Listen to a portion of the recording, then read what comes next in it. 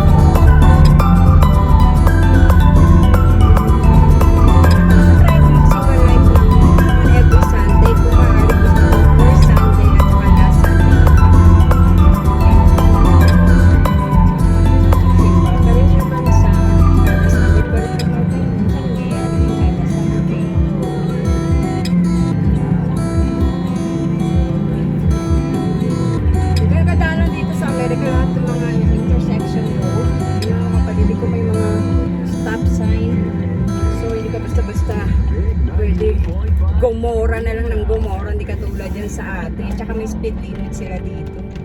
So, kailangan sundin. Kasi mahal ang penalty.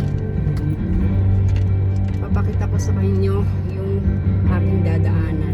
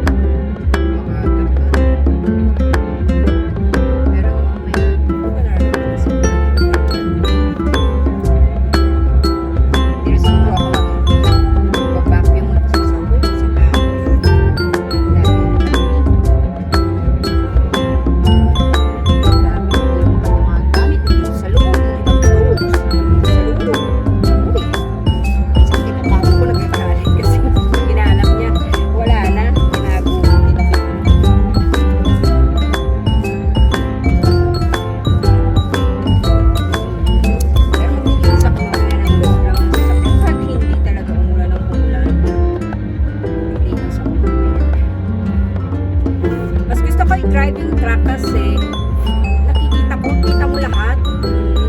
Mas tsaka ka mas komportable yung i-drive.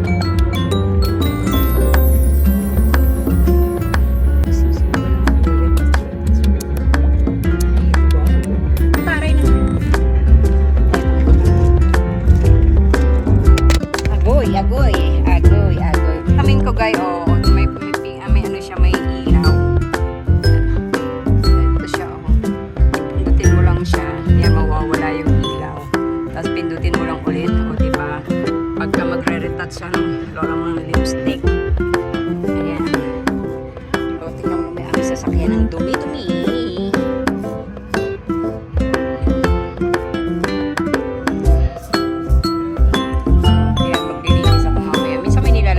Tinatanggal ng aking asawa. Ay, naulan guys. Punta na muna sa church. Baka may mabasa. Ay, kadumi lang kami sa sakay. Nung italagay car wash. Uy.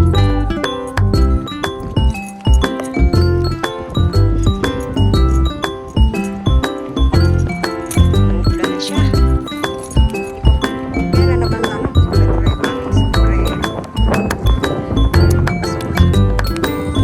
May katugnaw. Oy.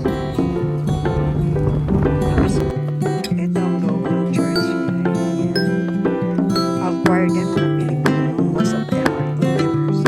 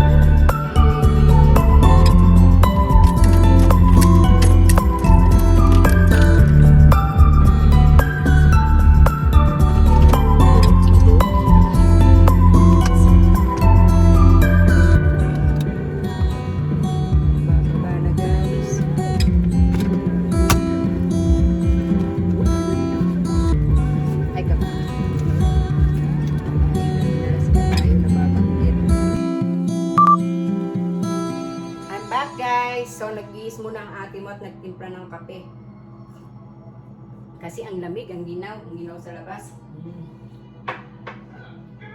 Pagka-lasing ko sa short, kung pagkapasok ko sa bahay, nagbihis muna ako at nagtimpla ng kape, tapos kumakain ako nito. Ayan. Yan, paborito ko to eh. Masarap siya partner sa kape. So, ito na nga ang aking Sunday vlog for today. At di ba tulad ng sabi ko nga kanina, nabanggit ko while I'm driving na magkukwentuhan tayo tungkol sa kung paano ako nakarating dito sa Jamaica. Ayan, sa Amerika ikukukwento ko sa inyo yung story naming mag-asawa din. At kung paano kami nagkakilala. Hindi naman masyadong mahaba yung story namin kasi hindi kami LDR, yung long distance relationship, hindi SDR. SDR means short distance relationship. So, mamaya bubero lang ang ate mo, tayo magkukwentuhan tungkol sa pagdating ko dito sa Amerika. Okay? So, stay tuned and wait for it. Bye!